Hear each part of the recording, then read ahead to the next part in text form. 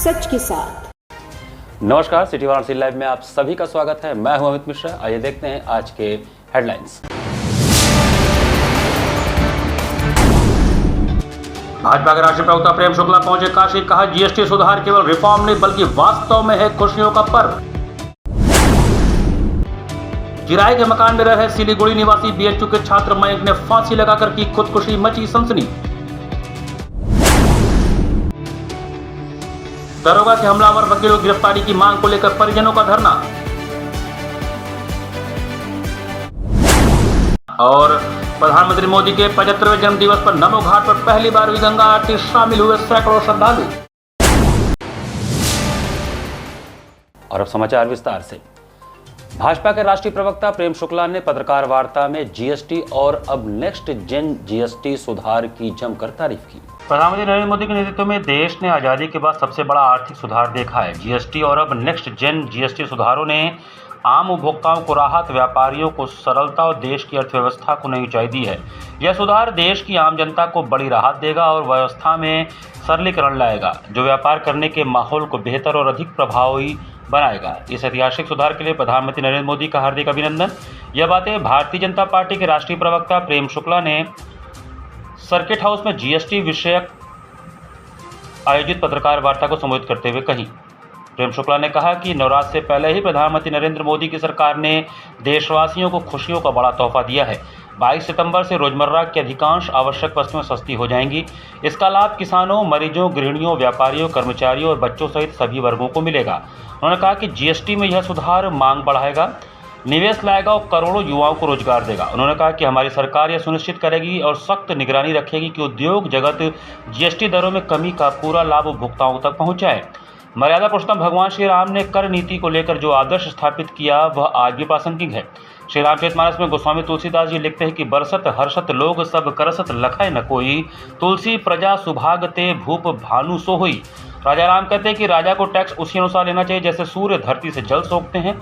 जहाँ जल अधिक हो वहाँ से सूर्य अधिक जल लेता है और जहाँ कम हो वहाँ से कम, फिर वही जल मेघ बनकर धरती पर बराबर लौटता है। यह आदर्श व्यवस्था बताती है कि टैक्स कभी अन्याय या शोषण का साधन नहीं बल्कि प्रजा की भलाई का मार्ग होना चाहिए। लेकिन दुर्भाग्य से विपक्षी दलों के शासनकाल में टैक्स प्रणाली इस आदर्श से बहुत दूर चली गई थी।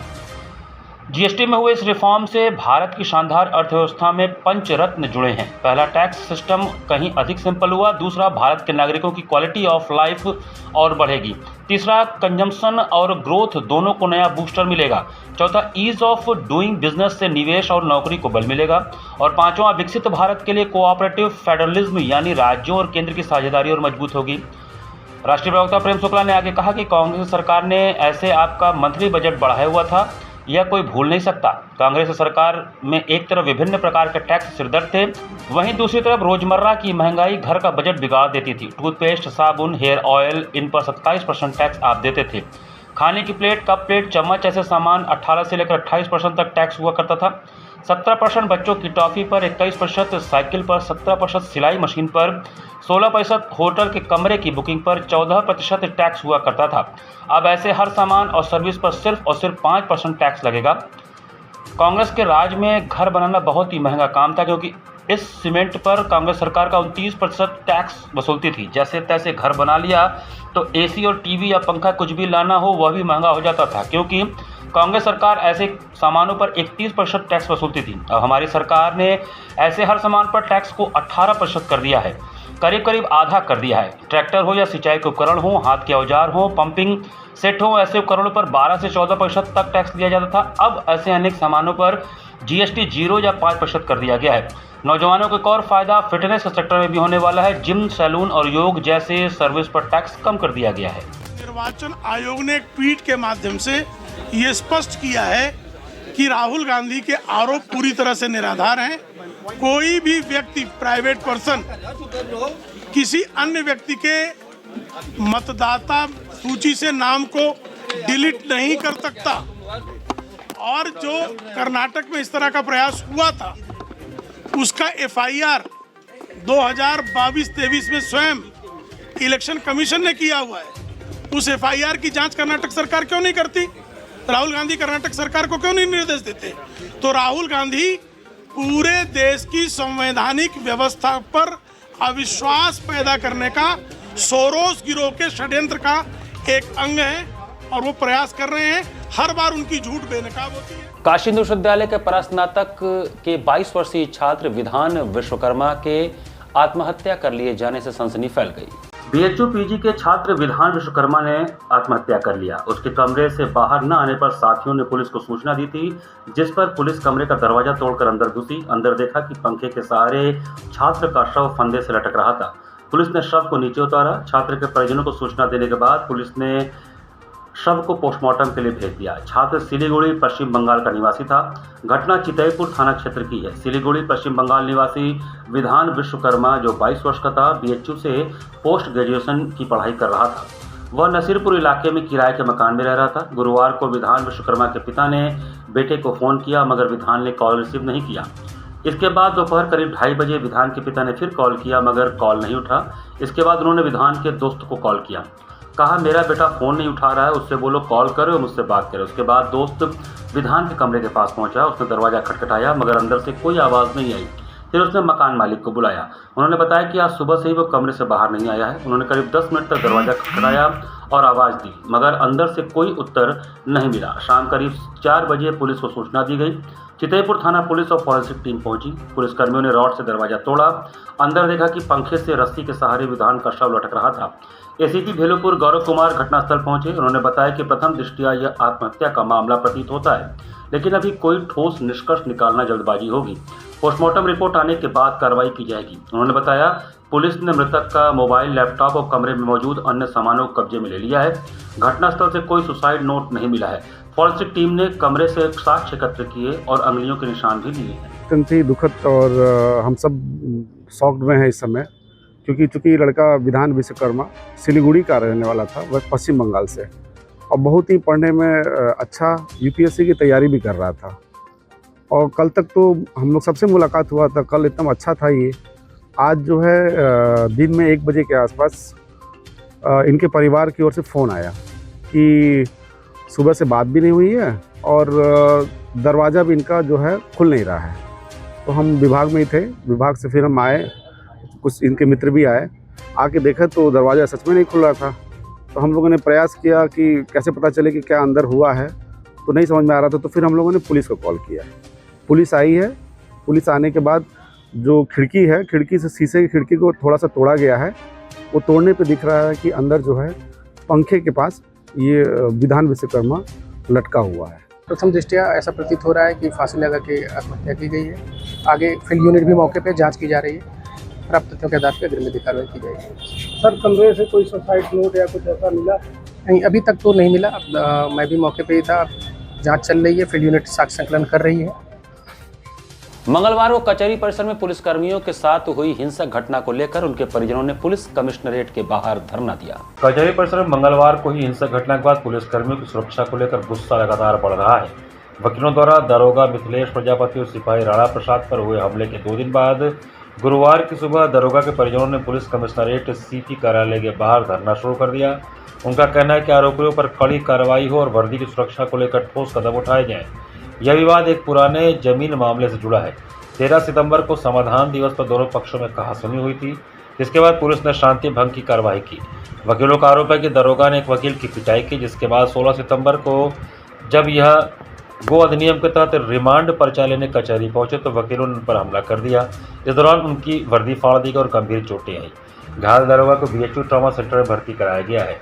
दरोगा के भाई ने पहले धरने के दौरान कहा, हमें बताया जाए कि वर्दी सुरक्षित कैसे रहेगी। आज मेरे भाई पर हमला हुआ है, कल किसी और के साथ हो गया तो जिम्मेदारी कौन लेगा। परिजन नारेबाजी करते हुए उच्च अधिकारियों से मिलने की मांग कर रहे थे। सीपी सर से यही बात करना चाहते हैं। सीपी सर से यही बात करने आए हैं कि सर कैसे सुरक्षा देंगे।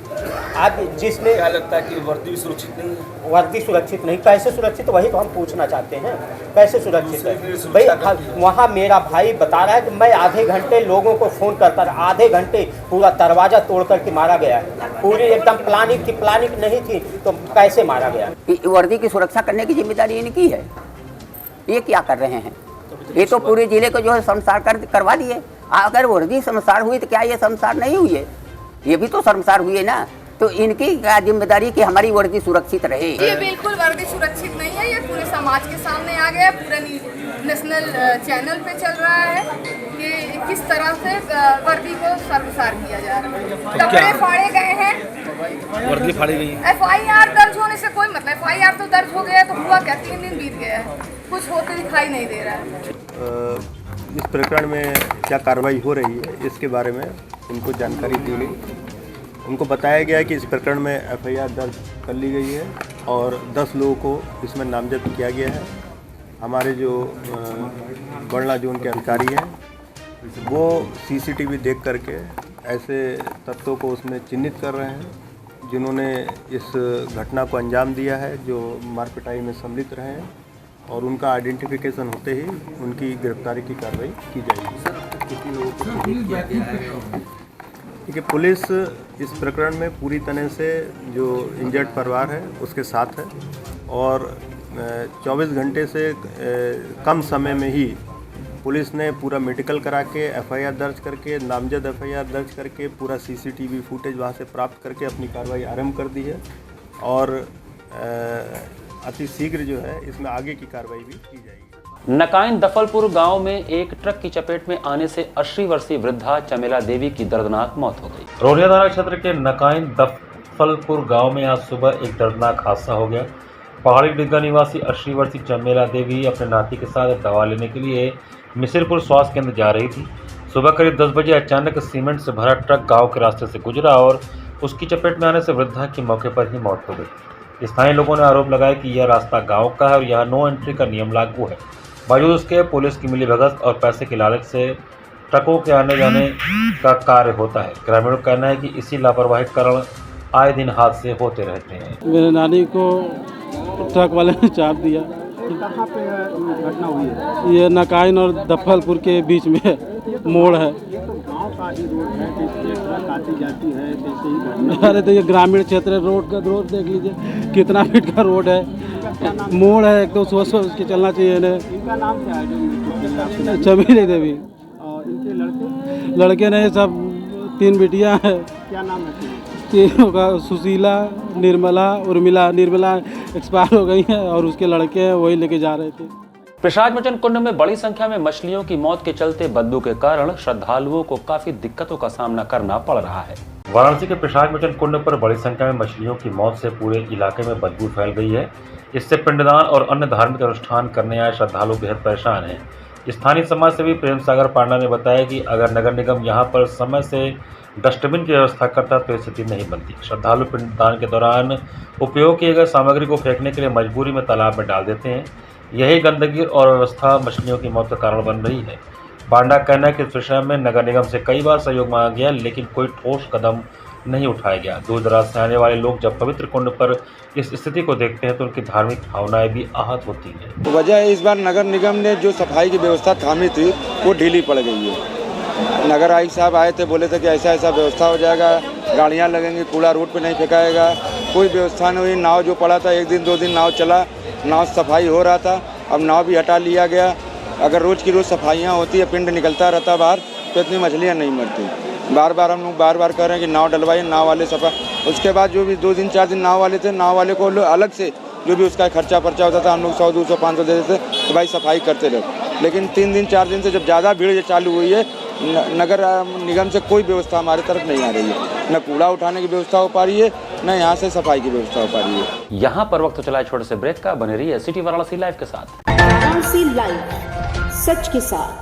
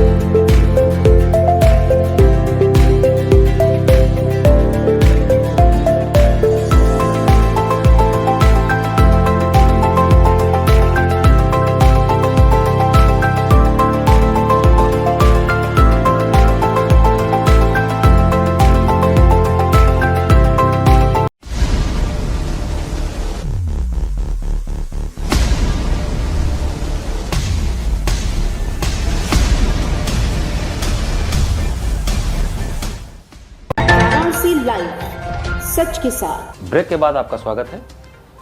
भाजपा के युवा गदाधारी सेना के कार्यकर्ताओं ने प्रधानमंत्री मोदी के 75वें जन्मदिन को धूमधाम से मनाया। वाराणसी में भाजपा के सक्रिय कर्मठ युवा गदाधारी सेना के कार्यकर्ताओं ने वाराणसी के लोकप्रिय सांसद और देश के यशस्वी प्रधानमंत्री नरेंद्र मोदी का 75वां जन्मदिन बहुत ही धूमधाम से वाराणसी के विश्व हिंदू परिषद कार्यालय पर मनाया। इसी क्रम में भाजपा समर्थित गदाधारी सेवकों ने लड्डू के केक को काटने के साथ ही दीपोत्सव मनाकर पीएम को बधाई दी। उत्साह से लबरेज कार्यकर्ताओं ने वाराणसी के अपने लोकप्रिय सांसद को दीर्घायु होने के लिए बाबा काशी विश्वनाथ से आशीर्वाद मांगा व एक दूसरे के साथ मिठाइयों को खिलाकर बड़े ही धूमधाम से दीपोत्सव का दीपावली जैसे त्यौहार की तरह दीपोत्सव मनाकर पीएम के जन्मदिन को बड़े ही सादगी के साथ मनाया। पीएम के जन्मदिन के अवसर पर इस कार्यक्रम में भाजपा कार्यकर्ताओं के साथ ही नेपाल से आए पर्यटकों व अन्य प्रदेशों के लोगों ने भी शामिल होकर पीएम के जन्मदिन पर बधाइयां दी।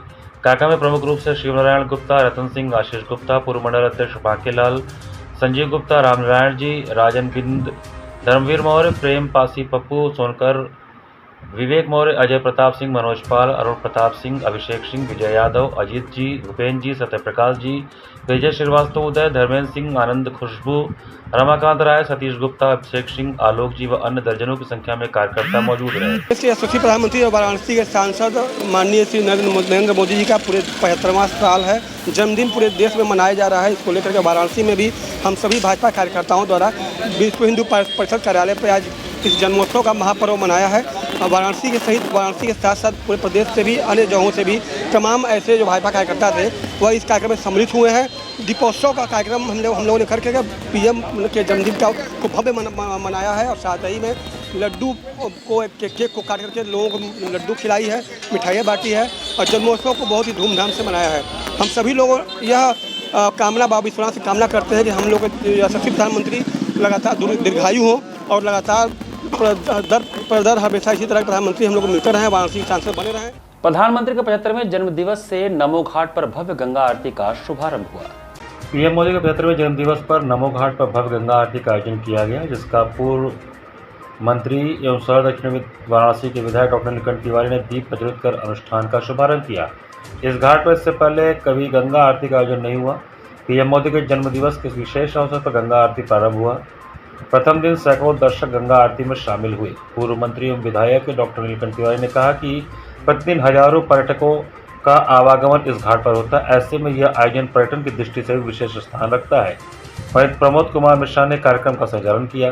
कार्यक्रम में जिला प्रशासन का प्रतिनिधित्व उप जिलाधिकारी आलोक वर्मा, डॉक्टर वीरेंद्र प्रताप सिंह, डॉक्टर रत्नेश वर्मा, पप्पू यादव, पूर्व मंडल अध्यक्ष नयन मिश्र, मंडल अध्यक्ष बबलू सेठ, पार्षद विजय सोनकर, अभिजीत भारद्वाज, आरडी सिंह, विष्णु यादव, अभय श्रीवास्तव, अशोक वर्मा, दिनेश यादव, दीपक मौर्य, अशोक तिवारी आदि उपस्थित रहे। आदरणीय प्रधानमंत्री जी ने नित्य मार्गदर्शन करके इस घाट का निर्माण कराया। आज हमारे यशस्वी प्रधानमंत्री नरेंद्र भाई मोदी जी का जन्म दिवस है। आदरणीय प्रधानमंत्री जी के जन्म दिवस पर काशी के विद्वज्जनों के मत के अनुसार यहां पर विधिवत मां गंगा के आरती का कार्यक्रम शुभारंभ हो रहा है। यह नृत्य चलेगा। इस घाट पर लगभग 10 से 20 हजार लोग रोज शाम को आते हैं। एक बहुत सुखद अनुभूति होगी और काफी स्पेस होने के कारण सबको मां गंगा के आरती दर्शन करने का अवसर मिलेगा। प्रधानमंत्री मोदी के 75वें जन्मदिन पर बागबान महिला संस्था द्वारा गौ माता पूजन का कार्यक्रम आयोजित किया गया। बागबान महिला संस्था द्वारा प्रधानमंत्री नरेंद्र मोदी जी के 75वें जन्मदिन पर दुर्गाकुंड स्थित धर्म संघ में गौ माता पूजन कार्यक्रम का आयोजन गुरुवार को शाम 5 बजे आयोजित किया गया। इस अवसर पर सर्वप्रथम संस्था के महिलाओं ने महादेव दर्शन किया। उसके उपरांत 101 गाय माता भोग लगाया, जिसमें रोटी, गुड़, फल इत्यादि शामिल थे। इसके उपरांत गाय माता की आरती कर मोदी जी के दीर्घायु की कामना की। इस अवसर पर संस्था के अध्यक्ष पूजा लखमानी, सचिव वर्षा बढ़ानी, कोषाध्यक्ष अमीषा रूपानी सहित हर्षा केशवानी, मधु मोटवानी, श्वेता चांगरानी, नेहा गंगवानी, नीलम वासवानी, सीमा लखमानी, मधु बिश्नानी, पायल राजवानी, निधि लालवानी, मधु डोडवानी, वर्षा लखमानी, पूर्णिमा खत्री, कोमल लालवानी आदि मौजूद रहीं। लक्सा स्थित प्राचीन श्री काली मठ में आयोजित 3 दिवसीय मां काली श्रृंगार संगीत महोत्सव का समापन हुआ। लक्सा स्थित प्राचीन श्री काली मठ में 3 दिवसीय मां काली श्रृंगार संगीत महोत्सव बुधवार देर रात संपन्न हुआ। अंतिम निशा में मां काली के रौद्र अड़भंगी श्रृंगार के बीच कलाकारों ने सुर, लय और ताल से मां की आराधना की। देर रात तक भक्तगण भजनों और प्रस्तुतियों में डूबे रहे। भोजपुरी गायक और भाजपा नेता मनोज तिवारी ने दिल्ली से ऑनलाइन मां काली की स्तुति की और भजन प्रस्तुत किया। संगीत समारोह में प्रख्यात सितार वादक पंडित देवव्रत मिश्र और उनके पुत्र पंडित कृष्ण मिश्रा ने राग वाचस्पति में रूपक 3 ताल के साथ जय जय भवानी की धुन से सभी को भाव विभोर कर दिया। तबले पर प्रशांत मिश्रा और नवनीत ने संगत किया।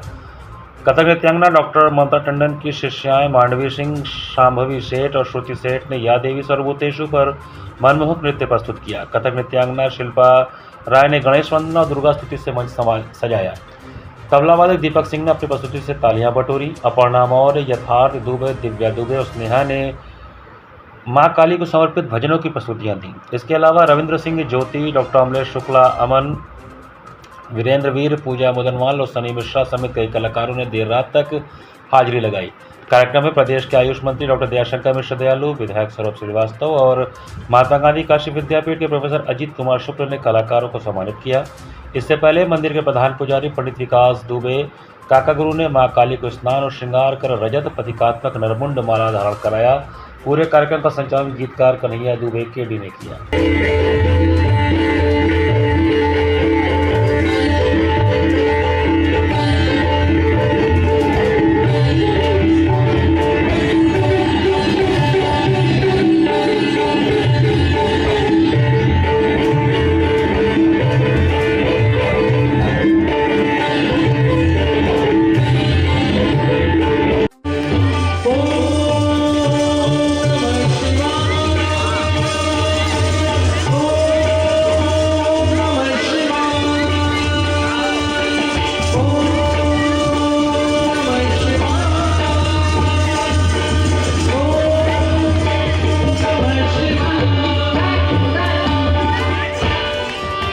गुरुबाग स्थित गुरुद्वारा में न्यूरोथेरेपी चिकित्सा शिविर का आयोजन किया गया। वाराणसी गुरुबाग क्षेत्र स्थित गुरुद्वारा में नवजीवन आरोग्य संस्था द्वारा संचालित न्यूरोथेरेपी ट्रीटमेंट व ट्रेनिंग एंड रिसर्च सेंटर के डॉक्टर मणिलाल विश्वकर्मा ने एक चिकित्सा शिविर का आयोजन किया। वहीं शिविर में बड़ी संख्या में लोगों ने पहुंचकर सर्वाइकल, घुटनों में दर्द, पीठ में दर्द व अन्य रोगों से संबंधित समस्याओं को बताकर चिकित्सा शिविर में उपचार लिया। इस चिकित्सा शिविर में पहुंचे गुरचरण सिंह ने कहा कि आज यहां गुरुद्वारे में न्यूरोथेरेपी का शिविर लगा है। मुझे भी कमर में दर्द रहता था, मैं यहां आया हूं और पूर्व में भी डॉक्टर साहब के सेंटर पर गया था। मुझे बहुत फ़ायदा है। यहाँ भी बड़ी संख्या में लोग आ रहे हैं, शिविर में उपचार भी करा रहे हैं और गुरुद्वारे में प्रसाद भी ले रहे हैं। वहीं चिकित्सा शिविर में पहुंची पूजा मौर्य ने कहा कि आज गुरुद्वारा में न्यूरोथेरेपी का कैंप लगा हुआ है। इनका एक सेंटर सिगरा पर चलता है। मेरे बेटे को बोलने में दिक्कत थी। मुझे नवजीवन न्यूरोथेरेपी ट्रीटमेंट व ट्रेनिंग सेंटर में गई थी, जहां से मेरे बेटे को बहुत फ़ायदा हुआ है। ये गुरुद्वारे में शिविर लगा है, डॉक्टर साहब का संगत आ रही है, अपना उपचार भी करवा रही है और प्रसादा भी। ये कब तक चलेगा? ये लगभग 3:30 बजे। ये हर साल होती है? नहीं, फर्स्ट आने वाले दिनों में भी? हाँ, अब होती रहेगी। हाँ, ये गुरुद्वारा में कैंप लगा है आज। कितने सालों से आप? 1 साल हो गया मेरे बाबू को आते हुए, मतलब 3 महीने में आया तो वो समझने लगा, 6 महीने में मतलब बोलने लगा कुछ सब। अब 1 साल होने को हो गए हैं, कंप्लीट हो गए 1 साल। अब सब कुछ नॉर्मल बोलता है, समझता है, अच्छा हो गया है। सर के चरणों में मेरी बहुत बहुत प्रणाम है। इसी के साथ सिटी वाराणसी लाइव का ये संस्करण हम यही समाप्त करते हैं। मुझे दीजिए आज्ञा। नमस्कार।